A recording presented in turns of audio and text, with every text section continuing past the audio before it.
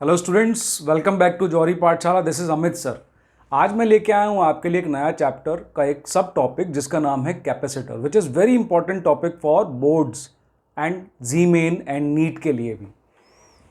आज के वीडियो में मैं पूरा एक्सप्लेन करूँगा कैपेसिटर। इसको मैंने 4 लेक्चर्स में डिवाइड किया हुआ है। पहला लेक्चर में पूरी फुल अंडरस्टैंडिंग दूंगा कैपेसिटर की, जिसमें मैं काफ़ी सारे क्वेश्चन आंसर्स डिस्कस करूँगा कि कौन कौन से क्वेश्चंस किस किस चीज़ पे फ्रेम हो सकते हैं क्लास 12th बोर्ड के लिए। तो मैं थ्योरी पूरी लूँगा, लेकिन क्वेश्चन आंसर जो फ्रेम करूँगा वो मोस्टली मैं ध्यान में रख रहा हूँ क्लास 12 बोर्ड के लिए। जी मेन के लिए मैंने एक अलग से चौथा वीडियो बनाया है। थ्योरी सबके लिए मैं डिस्कस करूँगा। क्लास 12 बोर्ड के किस तरह से क्वेश्चन एंड आंसर फ्रेम हो सकते हैं वो इस वीडियो में मैं डिस्कस करूँगा। तो कैपेसिटर सीरीज में 4 वीडियोज़ बना रहा हूँ। पहला वीडियो में पूरा कैपेसिटर का टोटल इंट्रोडक्शन से लेकर total technicalities, question and answers, क्या क्या फ्रेम हो सकते हैं, स्मॉल स्मॉल थिंग्स जो सीबीएसई के क्वेश्चंस में आपसे पूछा जा सकता है। सेकंड वीडियो में मैं आपके साथ डिस्कस करूंगा the next part. The next part means the series and parallel combinations और उस कॉम्बिनेशन से रिलेटेड सारी चीज़ें। उसके बाद तीसरे वीडियो में मैं डिस्कस करूंगा energy stored in the capacitor, और last and final fourth video में मैं काफ़ी सारे क्वेश्चंस डिस्कस करूंगा जी मेन, नीट और क्लास 12 बोर्ड के लिए। क्योंकि क्लास 12 बोर्ड के लिए मैं साथ साथ इन वीडियो में ही क्वेश्चन डिस्कस करता जाऊंगा, तो फोर्थ वीडियो में सबसे पहले मेरा फोकस होगा ऐसे क्वेश्चंस को डिस्कस करना जो काफ़ी कंसेप्चुअली आपको कुछ सीखने को दे सकते हैं। ठीक है, तो चलिए शुरू करते हैं सीरीज का पहला वीडियो कैपेसिटर। तो सबसे पहला क्वेश्चन मेरे माइंड में आता है, व्हाट इज कैपेसिटर एंड क्या इसका यूज है। मतलब एक चीज और हमारी लाइफ में आ गई। ऐसा नहीं है, लाइफ में आने का अपना एक रीजन है जिसको हम कहते हैं अपग्रेडेशन। छोटी सी स्टोरी कर लेते हैं। आज के ज़माने में जब हम अपना टेलीविज़न देखते हैं, स्मार्ट टीवीज़ का ज़माना आ गया है। अब वो इतनी थिन थिन टेलीविजन्स आ गई हैं, है ना, because of these semiconductors and these electronic devices. जबकि पहले हमारे पास जो टेलीविज़न और इक्विपमेंट होते थे वो इलेक्ट्रिकल इक्विपमेंट होते थे जो रेजिस्टेंस वगैरह पे बेस्ड होते थे। ठीक है ना, इतने बड़े बड़े पिक्चर ट्यूब। तो उन सब से अपग्रेडेशन के लिए ये नए नए इंस्ट्रूमेंट आपकी लाइफ में आ जाते हैं। छोटी सी स्टोरी थी। चलिए अब फोकस करते हैं, व्हाट इज कैपेसिटर। सबसे पहले तो कैपेसिटर मतलब कैसे बनाया जाता है। कोई भी दो कंडक्टर्स को अगर क्लोज विसिनिटी में प्लेस किया जाए अब with a certain separation, and उनके बीच में कोई एक मीडियम हो, इंसुलेटिंग मीडियम या फिर एयर हो, this arrangement is called capacitor. जहां दो कंडक्टर्स को कुछ डिस्टेंस पे रखा जाता है और उनके बीच का इंटरवीनिंग मीडियम जो होता है, उनके बीच का मीडियम या तो वो एयर होगा या फिर कोई इंसुलेटिंग मटेरियल से हम उसको फिल कर देते हैं। दिस अरेंजमेंट को हम बोलते हैं कैपेसिटर। तो अब दूसरी बात आती है कि सर कैपेसिटर क्यों पढ़ना है, क्यों हमारी लाइफ में आया। तो कैपेसिटर इज द इंस्ट्रूमेंट, ये उसका यूज भी है। Capacitor is the instrument use to store electrical energy in terms of charges. Capacitor आपके लिए इलेक्ट्रिकल एनर्जी को स्टोर करता है in terms of charges. Energy is always conserve, charges is always conserve. एक बार आपने उसमें स्टोर कर दिया, नाउ जब भी आपको जरूरत पड़े आप उसको यूज कर सकते हैं। मेरी इस बात को समझने के लिए एक छोटा सा एग्जांपल आप समझिए। लेट अस सपोज हम अपने घर में टीवी यूज करते हैं, उनका रिमोट होता है, रिमोट में बैटरीज लगती हैं। बैटरीज आपको क्या देती हैं? इलेक्ट्रिकल एनर्जी, है ना, वो आप बाजार से खरीद के लाते हैं। वैसे ही कैपेसिटर भी बाजार में मिलते हैं, और जो कैपेसिटर बाजार में मिलते हैं उसमें आप क्या कर सकते हैं, जो लेके आते हैं उसमें एनर्जी स्टोर होती है in the terms of charges, जो आप आगे जाके सर्किट्स में यूज करते हैं। ठीक है, और कैपेसिटर का बहुत सारा यूज हमने, हमारे एक चैप्टर है एसी का, ऑल्टरनेटिंग करंट का, उसमें आप काफी अच्छे से समझ सकते हैं। तो कैपेसिटर क्या होता है, दो कंडक्टर को एक सेपरेशन पर रखा जाता है, दिस अरेंजमेंट, और उनके बीच के इंटरवेनिंग मीडियम को या तो इंसुलेटर से भर दीजिए या फिर एयर रहने दीजिए। This is called capacitor. इसका यूज क्या है? It is use to store the electrical energy in terms of charges. Clear है? अब ये तो हुई सिंपल सी बात। अब हम आते हैं, जैसे मैंने बोला कि कोई भी कंडक्टर, उसका शेप एंड साइज कुछ भी हो, उससे कोई मतलब नहीं है। मान लो ये कंडक्टर है प्लस चार्ज का, तो मुझे दूसरा जो कंबाइन करना है इसके साथ, वो मुझे इसके अपोजिट पोलैरिटी का लेके आना पड़ेगा। तो मैं लेके आया माइनस चार्ज का, और इनको मैंने एक बीच के डिस्टेंस पे रख दिया है, let us suppose small D पर मैंने इन दोनों को, कंडक्टर को प्लेस कर दिया है। ठीक है। अब यहां पर दो केस अराइज होते हैं, या तो इन दोनों का चार्जेस मैग्नीट्यूड वाइज डिफरेंट हो, पोलैरिटी तो डिफरेंट है ही, या तो चार्जेस Q1 हो और इस पे Q2 हो, पहला केस है। लेकिन ये केस हमारे क्लास 12 बोर्ड के लिए यूजफुल नहीं होता है, इसलिए मैं इस केस को अलग से 4th वीडियो में कवर करूंगा।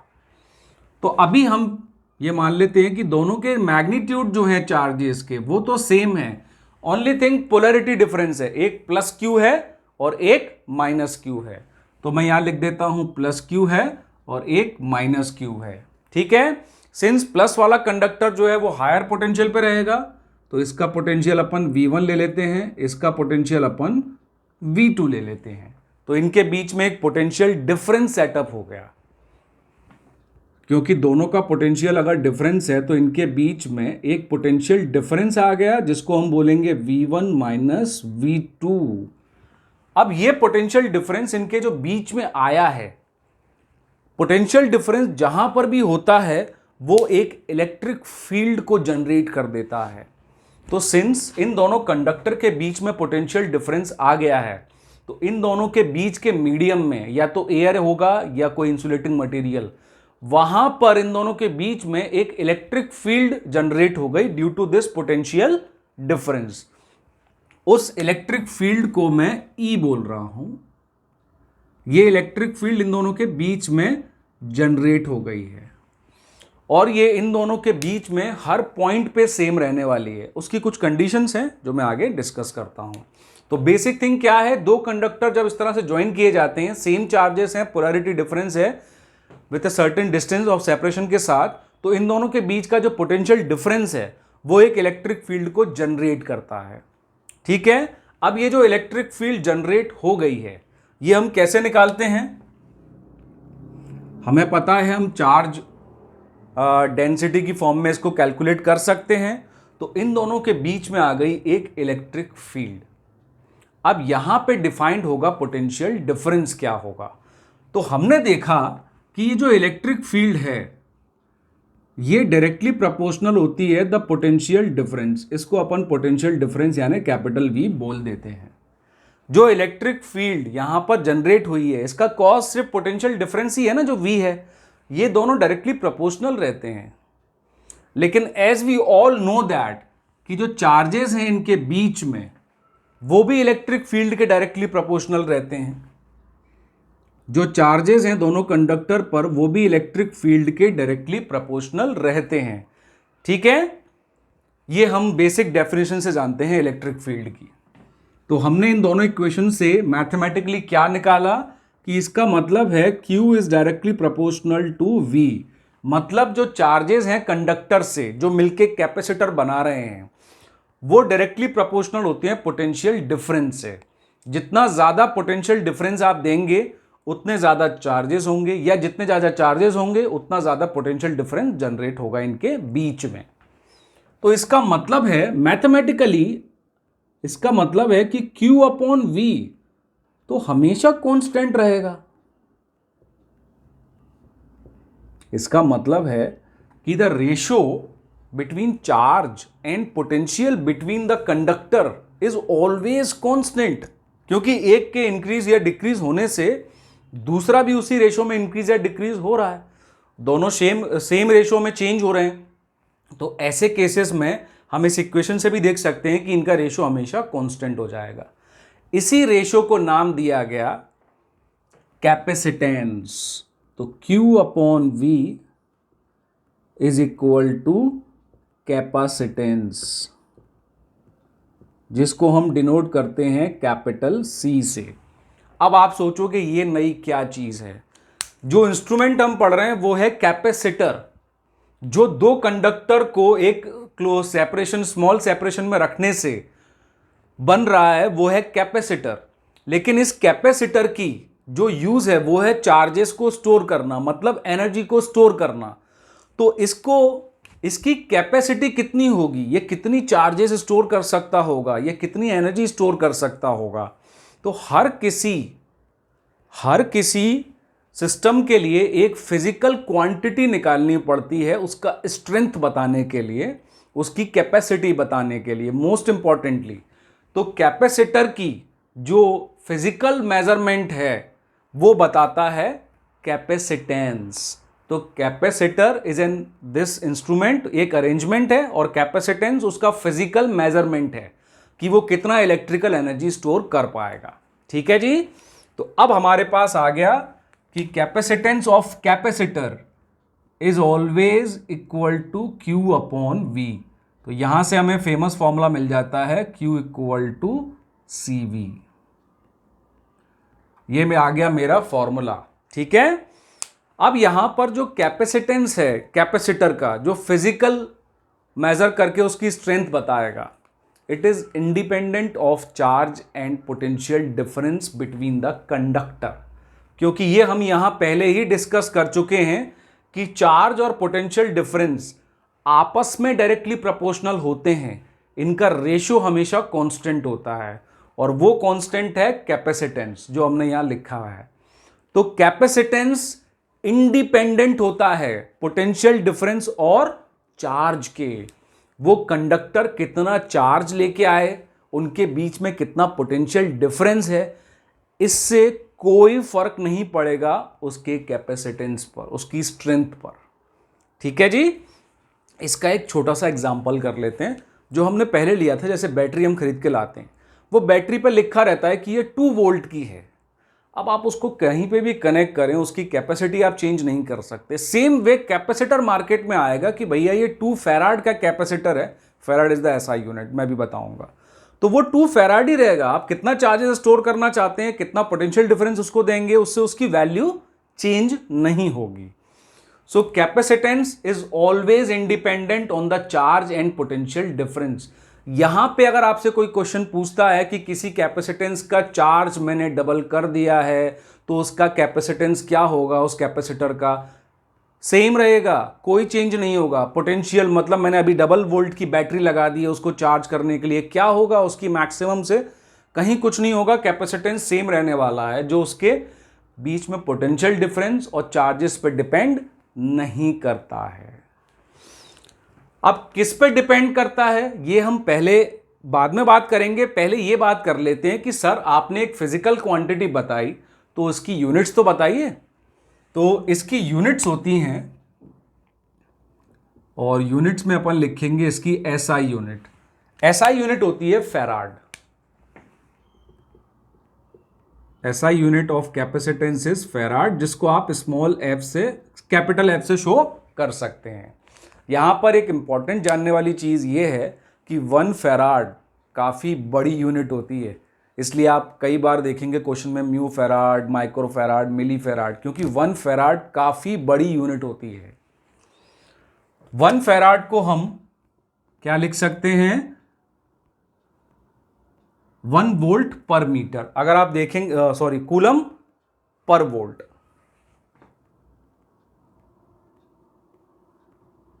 C for coulomb, V for volt. C से कैपेसिटेंस मत समझना, ये यूनिट लिखी हुई है। अब अगर आपके 12th बोर्ड में क्वेश्चन आता है, जैसे कई बार क्वेश्चंस आते हैं डिफाइन 1 फैराड, या फिर इसको MCQ बना के दे देते हैं, तो अगर मैं 1 फैराड को डिफाइन करना चाहूं तो कभी भी ऐसी डेफिनेशंस आती हैं जो यूनिट पे बेस्ड होती हैं, तो उनके यूनिट से ही आप निकालें, बाकी सबको यूनिटी रखकर। तो 1 कूलम रख लूंगा और 1 वोल्ट। तो 1 farad is the capacitance of a capacitor which is charged to 1 volt to store 1 coulomb of charge। 1 farad वो कैपेसिटेंस है उस कैपेसिटर का जिसको 1 वोल्ट दे के 1 कूलम चार्ज को स्टोर किया गया है। 1 farad is the capacitance of a capacitor which is given 1 volt to store the charge of 1 coulomb. तो ये होती हैं डेफिनेशन जो उसकी यूनिट पे बनाती हैं 1 मार्कर्स में। ठीक है। अब हम इससे आगे बढ़ने से पहले यहां पर थोड़ा रुक के ऐसे क्वेश्चंस को डिस्कस करते हैं और ऐसे इंपॉर्टेंट जो सीबीएसई स्टूडेंट्स के लिए बहुत इंपॉर्टेंट हैं, क्योंकि इस बार असर्शन और रीज़न भी आने वाले हैं, या एक पैसेज आता है फिर उस पर क्वेश्चन फ्रेम होते हैं, तो वो उसके लिए बहुत इंपॉर्टेंट है। आप छोटे छोटे पॉइंट्स पे ध्यान दें। तो मैं यहाँ रुक के वही डिस्कस करता हूँ। अब मैंने यहाँ देखा कि C equal to Q upon V मिल गया, ठीक है। अगर C की वैल्यू बहुत हाई रखनी है मुझे फॉर ए गिवन चार्ज के लिए, कैपेसिटेंस की वैल्यू अगर मुझे बहुत हाई रखनी है फॉर ए गिवन चार्ज के लिए, तो पोटेंशियल डिफरेंस उतना ही कम हो जाएगा। अगर मुझे कैपेसिटेंस की वैल्यू बहुत हाई रखनी है और चार्ज को गिवन मतलब कांस्टेंट रखना है, तो पोटेंशियल डिफरेंस की वैल्यू बहुत कम होगी, क्योंकि कैपेसिटेंस तो इन दोनों के बीच का रेशो ही है ना, ठीक है। तो पोटेंशियल डिफरेंस की वैल्यू बहुत कम हो जाएगी। तो इसका मतलब ये हुआ कि कम पोटेंशियल डिफरेंस पर भी आप ज़्यादा चार्ज स्टोर कर सकते हो if your capacitance is more. अब यहाँ पर थोड़ा सा ट्विस्ट इन देखते हैं।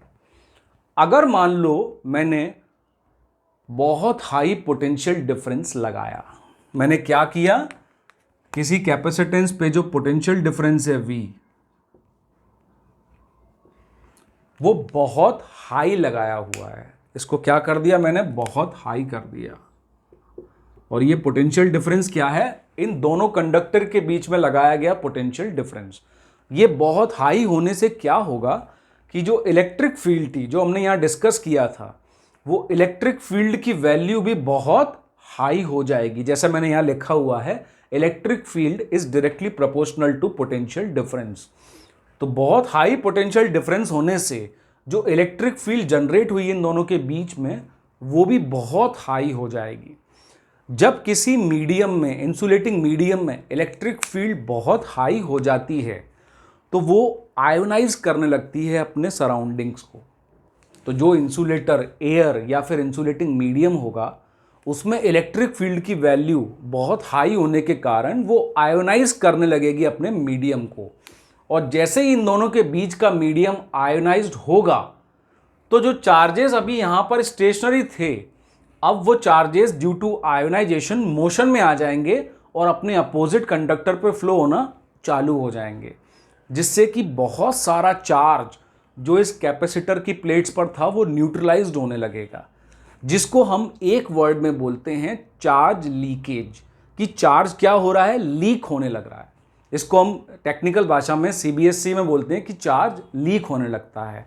तो इसी को आपसे असर्शन रीजन बना के पूछ सकते हैं, एमसीक्यू बना के पूछ सकते हैं कि अगर मैंने बहुत हाई पोटेंशियल डिफरेंस रखा तो मेरे कैपेसिटर पे फ़र्क क्या पड़ता है। तो वो असर्शन रीजन, क्या ये असर्शन करेक्ट है, क्या उसका करेक्ट रीजन है, तो यहाँ पर उसमें फ्रेम हो सकता है। तो इलेक्ट्रिक फील्ड बहुत ज़्यादा होने के कारण आयोनाइजिंग पावर इंक्रीज हो जाएगी, तो इसके इंटरवेनिंग मीडियम को आयोनाइज करेगी, जिसके कारण चार्जेस का मोशन स्टार्ट हो जाएगा जो अभी तक स्टैटिक थे, क्योंकि ये इलेक्ट्रोस्टैटिक का पार्ट है। तो जैसे ही चार्जेस का मोशन स्टार्ट हो जाएगा वो न्यूट्रलाइज करने लगेंगे, और इसी को हम बोलते हैं चार्ज लीकेज। और जैसे ही चार्ज लीकेज शुरू होगा तो आपकी जो एनर्जी है कैपेसिटर की, जो आपने स्टोर की थी, वो धीरे धीरे डिक्रीज होती जाएगी। और एक पॉइंट ऐसा आता है जब यहां पर लीकेज शुरू होता है, उस पॉइंट को बोलते हैं ब्रेक डाउन पॉइंट। क्या बोलते हैं, ब्रेक डाउन। तो वहां पर कैपेसिटेंस में डाइलेक्ट्रिक मीडियम जो है या इंटरवेनिंग मीडियम है, उसका जो स्ट्रेंथ है वो ब्रेक डाउन हो जाएगी, जिसको हम बोलते हैं डाइलेक्ट्रिक स्ट्रेंथ। अगर उसकी डाइलेक्ट्रिक स्ट्रेंथ ब्रेक डाउन हो जाती है तो चार्जेस न्यूट्रलाइज होने लगते हैं, लीक होने लगते हैं। और इसका रीज़न क्या होता है, इलेक्ट्रिक फील्ड जो उनके बीच में है उसका बहुत ज़्यादा इंक्रीज हो जाना। और वो इंक्रीज क्यों होता है, क्योंकि हाई पोटेंशियल डिफरेंस है, दोनों एक दूसरे के प्रोपोर्शनल होने के कारण। ठीक है जी। तो ऐसा ना हो, इसके लिए पोटेंशियल डिफरेंस की वैल्यू आप हमेशा एक स्टैंडर्ड पे रखते हैं, ज़्यादा हाई नहीं रखते हैं।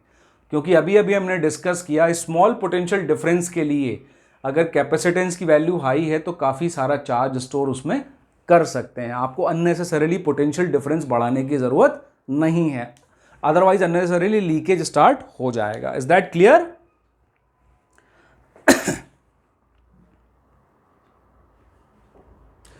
अब इस डेटा को मैं बता देता हूं कि एयर के लिए जो ब्रेकडाउन इलेक्ट्रिक फील्ड आती है वो होती है 3.6 इंटू 10⁻⁶। अगर एयर में इतनी इलेक्ट्रिक फील्ड आपने जनरेट कर दी 3 इंटू 10⁻⁶ वोल्ट पर मीटर, इस इलेक्ट्रिक फील्ड को कहेंगे ब्रेक डाउन पॉइंट। यहाँ पे चार्ज लीक करना स्टार्ट कर देगा, बिकॉज जो अभी स्टोरी मैंने आपको बताई कि आयोनाइजेशन पावर हो जाएगी। तो इस टाइप की थ्योरी को आप बहुत ध्यान से सुने, ये आपके असर्शन रीजंस में या आपके एमसीक्यूज में बहुत हेल्प करते हैं, और ये सारा सीबीएसई का पार्ट है, कुछ भी चीज़ एक्स्ट्रा नहीं है। क्लियर हुआ? तो ये आ गए हम एक बेसिक पार्ट पर कि कैपेसिटेंस क्या होता है, उसका यूज़ क्या है। फिर हमने दोनों कंडक्टर का एग्जांपल लेके देखा, दोनों पे सेम चार्ज का, डिफरेंट चार्ज का हमारे सिलेबस में नहीं है। फिर मैंने देखा कि उनके जो इलेक्ट्रिक फील्ड जनरेट हो जाती है due to this potential difference, वो उसी पोटेंशियल डिफरेंस के डायरेक्टली प्रोपोर्शनल रहती है। लेकिन इलेक्ट्रिक फील्ड तो चार्ज के डायरेक्टली प्रोपोर्शनल है बाय बेसिक डेफिनेशन। तो दोनों का रेशो कांस्टेंट हो गया, जिसको हमने बोला कैपेसिटेंस ऑफ ए कैपेसिटर, जो उसकी फिजिकल क्वांटिटी है, उसकी ऐसा यूनिट देखी। अब आते हैं हम, जैसे मैंने बोला नेक्स्ट चीज, कि अगर कैपेसिटर चार्ज और पोटेंशियल डिफरेंस के इंडिपेंडेंट है, इंडिपेंडेंट, उस पर निर्भर नहीं करता है, तो किस पे निर्भर करता है, किस पे डिपेंड करता है? तो अब हम देखते हैं जो कैपेसिटेंस है वो किस पे डिपेंड्स करता है। ये 4 चीजों पे डिपेंड करेगा आपका। तो मैं यहां पर 4 एरो निकाल लेता हूं। माइंड मैप्स और फ्लो चार्ट बनाना मुझे बहुत अच्छा लगता है। जब मैं खुद पढ़ाई करता था तो भी इसका बहुत यूज़ करता था। इससे नोट्स काफ़ी सिंप्लीफाइड हो जाते हैं, शॉर्ट हो जाते हैं, और उसमें पूरी इंफॉर्मेशन आ जाती है क्लासीफाइड वे में, जो रिवीजन करने के समय बहुत इंपॉर्टेंट है। तो पहली चीज़ जिस पे वो डिपेंड करता है, अगर मैं एक वर्ड में बोलूँ तो उसका ज्योमेट्री यानी शेप एंड साइज, लेकिन मैं उसको अलग अलग कर देता हूँ। उसका शेप, उसका साइज, उसका सेपरेशन, सेपरेशन मतलब सेपरेशन बिटवीन द कंडक्टर्स, या फिर इंटरवीनिंग मीडियम। इन 4 चीजों पे कैपेसिटेंस डिपेंड करता है। अगर मैं शेप की बात करूं तो कंडक्टर कौन से शेप का है उसके कारण उसका कैपेसिटेंस डिफरेंट होता है। तो हम जिस टाइप के शेप को जानते हैं, पैरेलल प्लेट कैपेसिटर होता है, जिसमें 2 पैरेलल प्लेट, वैसे दिखने को लाइन बनाई जाती है लेकिन वो एक प्लेट होती है, जिसका ये वाला सेक्शन आपको दिखाते हैं तो आपको ऐसे दिखता है कि ये पैरेलल प्लेट कैपेसिटर है। तो parallel plate capacitor, spherical capacitor, cylindrical capacitor, ये सारे आते हैं। लेकिन अभी सीबीएसई के लिए जो सिलेबस उन्होंने दिया है उसमें पैरेलल प्लेट से रिलेटेड ही वो क्वेश्चंस पूछेंगे। स्पेरिकल और सिलेंड्रिकल से रिलेटेड जी मेन में क्वेश्चंस पूछेंगे, जिसको मैं कवर करूंगा अपने 4th लेक्चर में। लेकिन सिर्फ 4th लेक्चर का वेट ना करें, जी मेन और नीट वाले इस लेक्चर को भी देखें, क्योंकि डिटेलिंग तो जो है, कॉन्सेप्चुअल डिटेलिंग तो मैं सब यहाँ शेयर कर रहा हूँ। 4th वीडियो में तो मैं उससे रिलेटेड क्वेश्चंस लेके आऊँगा, और उन क्वेश्चंस के थ्रू जो मैं यहाँ डिटेलिंग कर रहा हूँ उसको अप्लाई करके दिखाऊंगा कि देखो कॉन्सेप्ट जो होते हैं वो कब बड़े यूजफुल क्यों होते हैं और उससे न्यूमेरिकल कैसे क्रैक होते हैं। ज़रूरी नहीं है हर न्यूमेरिकल में आप गैसिंग पे ही डिपेंड रहो, ठीक है, या फिर रट के ही जाएं। मैं आपको उससे भी लिंक करके दिखाऊंगा। तो don't directly wait for 4th video, सारे वीडियो को अच्छी तरह दिखें, डिटेलिंग में सारी करूँगा। तो शेप तो हो गया। साइज, साइज मतलब होता है जो भी प्लेट आप यूज कर रहे हो, जो भी कंडक्टर आप यूज कर रहे हो, उसका साइज यानी उसको हम एरिया से मेजर करते हैं, क्योंकि ये 2 डायमेंशनल या 3 डायमेंशनल भी होगा तो सरफेस एरिया तो वो हो गया। साइज कैसा है उस पर डिपेंड करता है, एरिया चेंज होगा, साइज चेंज होगा तो वो भी चेंज हो जाएगा कैपेसिटेंस। उन दोनों के बीच का जो सेपरेशन है वो बड़ा इंपॉर्टेंट चीज है, क्योंकि सेपरेशन जो है उसके बीच में इंटरवेनिंग मीडियम आ रहा है जिसकी आयोनाइजेशन पावर बड़ी इंपॉर्टेंट है। तो ये separation is very important thing जिसपे अपना कैपेसिटेंस डिपेंड करता है। चौथा है इंटरवीनिंग मीडियम। अब इस दोनों कंडक्टर के बीच में या तो एयर वैक्यूम रखो आप, या फिर आप कोई डाइलेक्ट्रिक मीडियम इसमें इंसर्ट कर सकते हो। डाइलेक्ट्रिक मीडियम इंसर्ट करने से ऑफ कोर्स आपका कैपेसिटेंस इंक्रीज हो जाता है। डायरेक्टली ये बात नोट कर लें कि अगर आपने एयर और वैक्यूम की जगह कोई डाइलेक्ट्रिक मीडियम डाल दिया है कैपेसिटर के बीच में, आपका कैपेसिटर की स्टोरिंग कैपेसिटी इंक्रीज हो गई है, उसका कैपेसिटेंस इंक्रीज हो जाता है। मोर द इंसुलेटिंग मीडियम की power, more will be the capacitance आपको मिल जाएगा।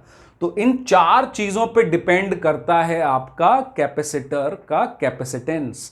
इस तरह से आप उसको चेंज कर सकते हो। इसलिए मैंने जो स्टार्टिंग में रिमोट की बैटरी का एग्जांपल लिया, कैपेसिटर भी जब आप बाजार से खरीदोगे ना, ऐसी छोटी छोटी बैटरी जैसी लगता है, उसमें 2 ऐसे वायर निकले होते हैं प्लस और माइनस वाले। तो बैटरी का एग्जांपल मैं बार बार इसलिए ले रहा हूं कि वो बिल्कुल एज इट इज कैपेसिटर की तरह आप इमेजिन कर सकते हैं। उसके अंदर प्लेट्स हैं, प्लेट्स के बीच में मीडियम को इंसर्ट किया गया है। एयर और वैक्यूम नहीं रखते हैं प्रैक्टिकल यूज में, हम इंटरवेनिंग मीडियम, इंसुलेटिंग मीडियम रखते ही हैं, जिससे उसके कैपेसिटेंस इंक्रीज हो जाए। साइज और शेप में थोड़ी सी प्रैक्टिकल परेशानी आ जाती है। अब आप बोलो साइज से इंक्रीज हो जाएगा, तो भाई इतना बड़ा कैपेसिटर तो नहीं बना सकते हम, क्योंकि हर इंस्ट्रूमेंट की कैपेबिलिटी देखनी पड़ती है, कॉम्पैक्टेबिलिटी देखनी पड़ती है। बाजार से कोई खरीदने आएगा तो जेब में डाल के ले जाए, उसको ऐसा जरूरत नहीं पड़ेगी भाई हर चीज़ ट्रक में ही लेके जानी पड़ रही है। तो ये सारे पैरामीटर्स इंपॉर्टेंट रहते हैं, इसलिए प्रैक्टिकली हम उन चीज़ों पे वर्क करते हैं जो उसका फिजिकल पैरामीटर बिना इंक्रीज करे हो जाए, तो वो इंटरवेनिंग मीडियम से हमारा काम हो जाता है। डाइलेक्ट्रिक डाल दो भाई, कैपेसिटेंस इंक्रीज हो जाएगा। क्लियर है? यहां तक इन जनरल जो भी मैंने बातें की हैं वो सारे कैपेसिटर्स पे एज इट इज अप्लाई होती हैं, एज इट इज अप्लाई होती हैं, चाहे वो सिलेंड्रिकल हो, चाहे वो स्फेरिकल हो, चाहे वो पैरेलल प्लेट हो। ये सारी बातें उन सब के लिए सेम हैं। ठीक है, अब हम आते हैं इसके स्पेशलाइज्ड कैपेसिटर का पहला टाइप, जिसको हम बोलते हैं पैरेलल प्लेट कैपेसिटर। ये बहुत इंपॉर्टेंट है बोर्ड के लिए, क्योंकि आपके पास एक ही टाइप का है, पैरेलल प्लेट कैपेसिटर। कैपेसिटर यहां से लिखा हुआ है मैंने, तो मैं इसी को लिंक कर देता हूं। पैरेलल प्लेट कैपेसिटर में होता क्या है, इसमें 2 पैरेलल प्लेट्स होती हैं। जो लाइंस बनी रहती है ना, वो इसका फ्रंट दिखा रहा होता है, साइड व्यू ऐसे।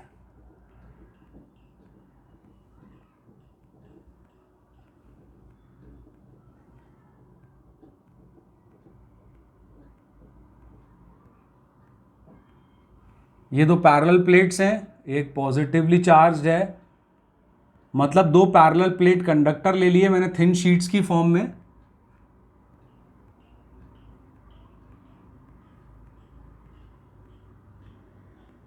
और एक नेगेटिवली चार्ज्ड है। दोनों पे चार्ज सेम देते हैं, क्योंकि डिफरेंट चार्ज वाले हमारे पास सिलेबस में नहीं है। तो दोनों पे जो अमाउंट ऑफ चार्ज है वो है Q Q। पोलैरिटी एक तरफ प्लस है, एक तरफ माइनस। कैपेसिटर बनाने के लिए हमें दोनों अपोजिट पोलैरिटी की प्लेट चाहिए होती हैं। इनको मैंने रखा है d डिस्टेंस पर, और इन दोनों प्लेट का एरिया भी सेम रखा हुआ है, capital A, that is the area of the plate. तो आप देख सकते हो जिस पे डिपेंड करता था shape, it is look like a plane sheet. Size, area, separation, intervening medium हम अलग से डिस्कस करेंगे, पहले बेसिक डिस्कस कर लें व्हाट इज पैरेलल प्लेट। तो ये आपके पास 2 प्लेट्स आ गई पैरेलल, इस तरह से आपने रख दी। तो जब इनका नोटिफिकेशन हम जब इनको सिंबॉलिकली हम लिखते हैं तो ऐसा लिख देते हैं।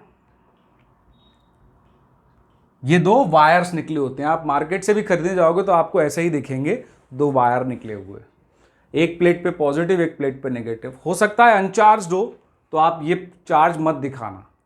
ज़रूरी नहीं है कि बैटरी हमेशा भरी हुई हो, ज़रूरी नहीं है कैपेसिटर हमेशा चार्ज ही हो, अनचार्ज भी हो सकता है, लेकिन खुशी की बात यह है कि उसको आप चार्ज कर सकते हैं।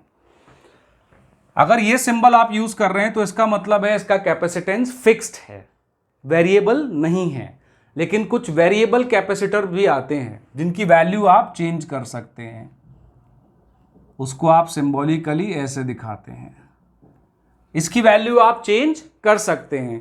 जैसे हमारे घर में फ़ैन होता है, फ़ैन का एक रेगुलेटर रहता है, उसको इंक्रीज या डिक्रीज करके फ़ैन की स्पीड कम ज़्यादा कर सकते हैं।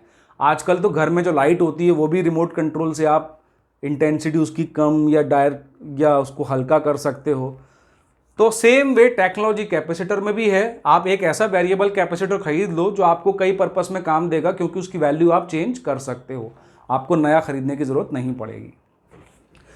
अब इसका कैपेसिटेंस अगर मुझे निकालना है तो सबसे पहली चीज़ जो मुझे याद रखनी है, जो आपके फिर असर्शन और रीजन में कामयाब होगी, कि इनके बीच का जो सेपरेशन है उसका स्क्वायर बहुत कम होना चाहिए एरिया ऑफ प्लेट से। ये बहुत इंपॉर्टेंट चीज़ है आपको जानने के लिए कि डेरिवेशन करते समय हम हमेशा इसको इनफाइनाइटली थिन प्लेन शीट क्यों लेते हैं, क्यों इतनी लंबी शीट लेनी पड़ती है हमको।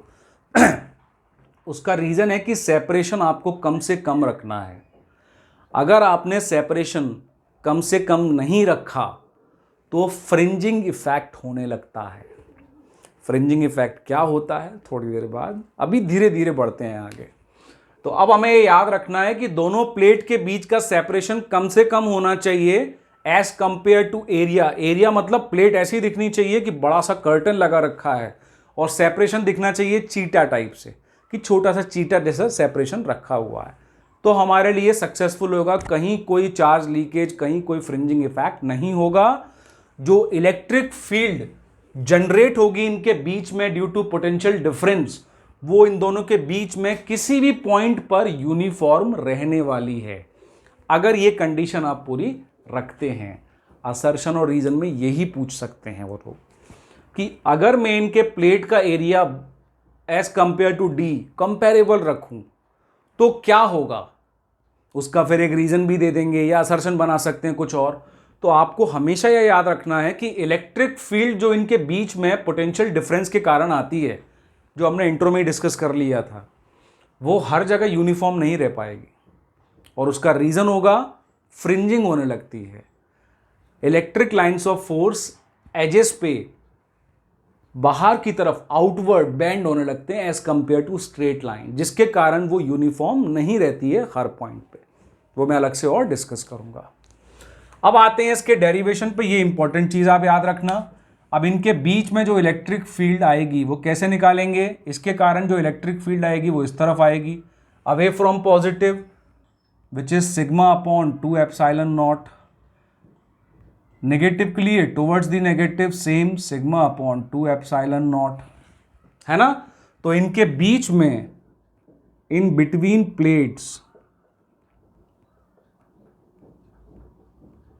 इन दोनों प्लेट और शीट्स भी बोल सकते हो, उनके बीच में जो इलेक्ट्रिक फील्ड है वो वेक्टर क्वांटिटी होने की वजह दोनों ऐड हो जाएंगे, sigma upon 2 epsilon not plus sigma upon 2 epsilon not, और दोनों ऐड अप होके हमें नेट इलेक्ट्रिक फील्ड दे देंगे सिग्मा अपॉन एप्सिलॉन नॉट।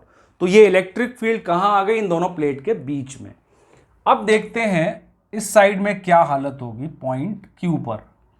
इस साइड में जो इलेक्ट्रिक फील्ड होगी वो टुवर्ड्स दी नेगेटिव प्लेट होगी ड्यू टू नेगेटिव प्लेट, लेकिन पॉजिटिव प्लेट की जो होगी अवे फ्रॉम पॉजिटिव होगी। ठीक है, दोनों अपोजिट डायरेक्शन में है। अब कई स्टूडेंट के मन में ये विचार आता है कि सर पॉजिटिव वाले का डिस्टेंस बहुत ज़्यादा है और इसका डिस्टेंस कम है, दोनों की इलेक्ट्रिक फील्ड डिफरेंट होगी। नहीं भाई, प्लेन शीट है, चार्ज बॉडीज हैं, पॉइंट चार्ज नहीं है। ये एक बार किसी को डाउट आया था, क्योंकि इलेक्ट्रिक फील्ड का फॉर्मूला तो 1/4 pi epsilon naught q upon r square होता है। सर आर का डिफरेंस, नहीं भाई, ये सिग्मा अपॉन 2 एप्सिलॉन नॉट है, इसमें डिस्टेंस का कोई लेना देना नहीं है। क्यों नहीं है? क्योंकि वो फॉर्मूला पॉइंट चार्ज के लिए है और ये चार्ज बॉडी है, ये पूरी एक बॉडी है, पॉइंट चार्ज नहीं है। तो सिग्मा अपॉन 2 एप्सिलॉन नॉट इस तरफ, सिग्मा अपॉन 2 एप्सिलॉन नॉट इस तरफ, कट के क्या हो जाएगी इलेक्ट्रिक फील्ड 0। तो आउटसाइड में इलेक्ट्रिक फील्ड जो आ गई वो आ गई 0 इस साइड में। सेम हालत इस साइड में भी होगी, away from positive and towards the negative. इस नेगेटिव प्लेट के कारण इधर और इस पॉजिटिव प्लेट के कारण अवे, दोनों फिर अपोजिट डायरेक्शन में आ गए, इक्वल हैं, कैंसिल होके 0 आ गया। तो इसका मतलब ये है कि कैपेसिटर यूज करना सेफ है, क्योंकि कैपेसिटर के बाहर कोई इलेक्ट्रिक फील्ड नहीं है। अगर होती तो हम उसको यूज नहीं कर सकते थे, क्योंकि उसमें पावर होती है हमारे सराउंडिंग मीडियम को आयोनाइज करने की। हमें शॉक भी लग सकता है, चार्ज एक्यूमुलेट होने के कारण स्पार्क हो सकते हैं। खुशी की बात है कैपेसिटर के बाहर इलेक्ट्रिक फील्ड होती नहीं है, 0 होती है। देखिए कितना नेचुरल है ये, लेकिन अंदर होती है। लेकिन इलेक्ट्रिक फील्ड और पोटेंशियल डिफरेंस में हम ये रिलेशन जानते हैं कि V equals to E into separation which is small d। तो जब हमने सेपरेशन लेके देखा तो ये आ गया sigma d upon epsilon not, है ना। अब सिग्मा की ओरिजिनल वैल्यू रख देते हैं, चार्ज सरफेस चार्ज डेंसिटी है Q upon A into D upon epsilon not. मैं यहाँ बच्चों को क्लियर कर दूं, सिग्मा वैसे मैंने क्लियर किया हुआ है गॉस थ्योरम में, उसके वीडियो की डिस्क्रिप्शन में मैं लिंक डाल दूंगा। सिग्मा होता है सरफेस चार्ज डेंसिटी। ऐसे सरफेस जो 2 डायमेंशनल होते हैं उनकी पहचान दोनों डायमेंशन से होती है, लेंथ ब्रेड्थ, तो उसमें एरिया आता है। तो चार्ज पर यूनिट एरिया को हम बोलते हैं सरफेस चार्ज डेंसिटी, जो कि आप यहां पर सिग्मा देख रहे हैं। उसकी जगह मैंने देखो Q अपॉन A लिख दिया है। अब मैं V को इधर ले आऊंगा और बाकी सबको उधर ले जाता हूं, तो मुझे मिल जाएगा Q upon V equals to epsilon naught A upon D। भैया लेकिन by definition Q upon V क्या है? कैपेसिटेंस। तो मेरा फॉर्मूला आ गया भाई, पैरेलल प्लेट का जो कैपेसिटेंस है epsilon naught A by D होता है। और ये कब होता है? जब उन दोनों के बीच की इंटरवीनिंग जो मीडियम है, उनके बीच का जो मीडियम है वो एयर और वैक्यूम मान के मैं चल रहा हूं, कोई डाइलेक्ट्रिक मान के नहीं चल रहा हूं, वो एयर लिया हुआ है, आप देख सकते हो। तो ये बन गया आपका capacitance of A parallel plate capacitor, air is intervening medium. ठीक है जी, तो ये आ गया आपका उसका। लेकिन अगर इस पैरेलल प्लेट कैपेसिटर में मैंने डाइलेक्ट्रिक की स्लैब इंसर्ट कर दी फुली, मतलब दोनों के बीच में पूरा, जिसको पूरा कवर कर लिया दोनों प्लेट्स को, ऐसा मीडियम इंसुलेटिंग मीडियम मैंने डाल दिया है एज ए डाइलेक्ट्रिक, जिसका डाइलेक्ट्रिक कांस्टेंट K है, वहां पर क्या परेशानी आने वाली है? तो वहां की परेशानी से जूझने के लिए मैं थोड़ा सा रब करता हूं, जिससे कि मुझे लिखने का पूरा स्पेस भी मिल जाए। तब तक आप 2 घड़ी सांस भी ले लें। काफ़ी देर से सुन रहे होंगे, समझ रहे होंगे। लेक्चर तभी तक अच्छा लगता है जब तक अपने माइंड का फोकस रहे। माइंड का फोकस मेरे हिसाब से तो मैक्स टू मैक्स अगर कोई कर सकता है तो 1 आवर या 45 मिनट्स ही है। प्रैक्टिकली अगर आप देखें तो 5 मिनट और लेते हैं। अब इन दोनों मीडियम के बीच में मैंने डाइलेक्ट्रिक इंसर्ट कर दिया, और डाइलेक्ट्रिक पूरा ऐसे इंसर्ट किया, तो मैं इसी को ऐसे बना रहा हूं। ये पूरा डाइलेक्ट्रिक इंसर्ट कर दिया है मैंने, जिसकी डाइलेक्ट्रिक स्ट्रेंथ है K। डाइलेक्ट्रिक स्ट्रेंथ मतलब होता है डाइलेक्ट्रिक कांस्टेंट की वैल्यू। ठीक है, डाइलेक्ट्रिक का कांस्टेंट जो होता है K, वो हमेशा ग्रेटर देन 1 रहता है। ये कभी भूलना नहीं है आप। ये ग्रेटर देन 1 क्यों रहता है मैं अभी बताऊंगा आपको। अब जब मैंने ये स्लैब डाल दिया, फुली कवर कर दिया कैपेसिटर के अंदर का मीडियम, अब ये क्या करेगा? इंसुलेटिंग पावर बढ़ा दिया इसने। इसके लिए आप मेरा डाइलेक्ट्रिक्स पे एक अलग से लेक्चर है, वीडियो है, डिस्क्रिप्शन में मैं उसकी लिंक डालूंगा, वो आप ज़रूर देखें। उसमें मैंने सारी चीज़ें कवर की हैं। यहाँ पे मैं उसका थोड़ा सा बताता हूँ। इंसुलेटिंग मीडियम डालने से क्या होता है, यहाँ पर ये एक्ट करती हैं एज ए चार्ज प्लेट्स की तरह। तो उसके कारण ये जो चार्जेस हैं, जो प्लेट्स पे चार्जेस थे, अब वो इन पे भी आयोनाइज्ड हो जाते हैं, है ना। तो इसके अंदर भी एक इलेक्ट्रिक फील्ड जनरेट हो जाती है, जिसको हम बोलते हैं EP, जिसको हम क्या बोलेंगे? EP। और ये जो इलेक्ट्रिक फील्ड जनरेट हुई है इंसुलेटिंग मीडियम में, वो हमेशा हमारे इलेक्ट्रिक फील्ड जो potential difference between the plate के कारण थी E, उसको अपोज करती है। तो जो नेट इलेक्ट्रिक फील्ड रह जाती है मेरे पास inside the capacitor, net electric field, वो मेरी आ जाती है E माइनस EP। EP कौन सी इलेक्ट्रिक फील्ड है? जो इंसुलेटिंग मटेरियल में इंड्यूस्ड हुई है। तो नेट इलेक्ट्रिक फील्ड ये आ गई मेरी। तो मेरा नेट पोटेंशियल डिफरेंस अगर मैं अब निकालना चाहूँगा तो E minus EP into D आ जाएगा बॉस।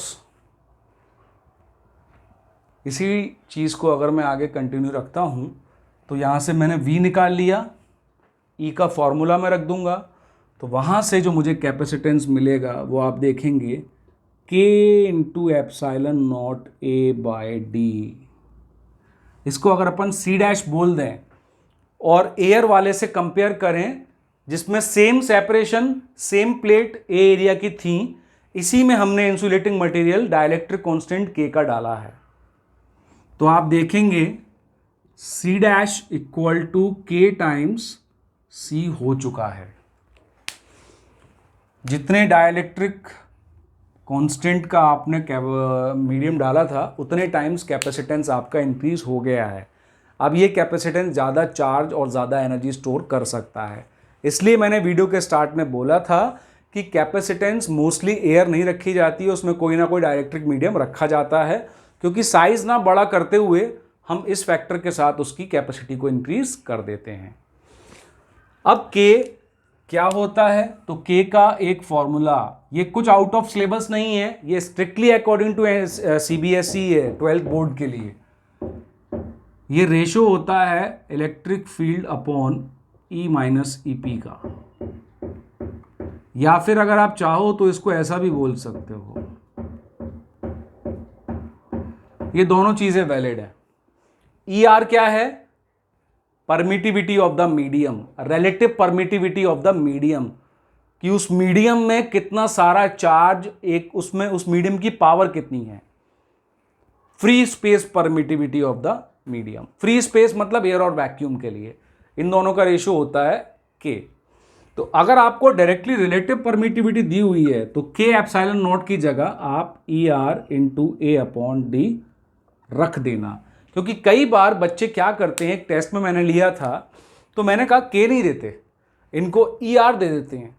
तो कई बच्चे उस न्यूमेरिकल में, कुछ ही बच्चे उस न्यूमेरिकल में बड़ा कंफ्यूज थे कि सर ER दिया, K कहाँ है, K तो दिया ही नहीं है, कैसे निकालेंगे।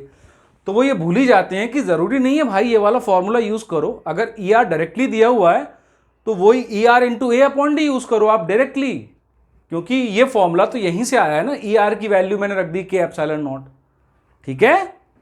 अब ये ग्रेटर देन 1 क्यों होता है, क्योंकि आप देख सकते हैं जो पहली इलेक्ट्रिक फील्ड थी उसका रेशो है डिक्रीज्ड इलेक्ट्रिक फील्ड से, तो ऑफ कोर्स सी बात है सर ग्रेटर देन 1 ही होने वाली है।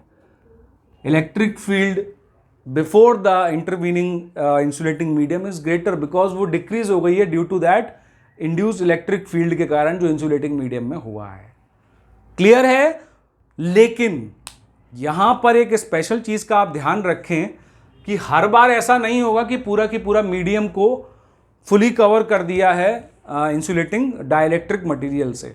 कई बार वो उसमें ट्विस्ट करेंगे मतलब छोटी स्लैब डालेंगे, थोड़ी ऐसे में डालेंगे। तो वो सारे केसेस मैं कब डिस्कस कर रहा हूं, अपने सेकंड वीडियो में सॉरी, जब मैं पैरेलल और सीरीज कॉम्बिनेशन कराऊंगा तो सेकंड वीडियो में मैंने उसको डिस्कस कर रहा हूं कि कैपेसिटर में अगर इंसुलेटिंग मीडियम को पूरा फुल ना करते हुए अगर कुछ थिकनेस 3/4 2/4 पे फिल किया, या फिर आधा ऊपर का अलग आधा नीचे का अलग, ये सारे केसेस आपको सेकंड वीडियो में मेरे मिलेंगे।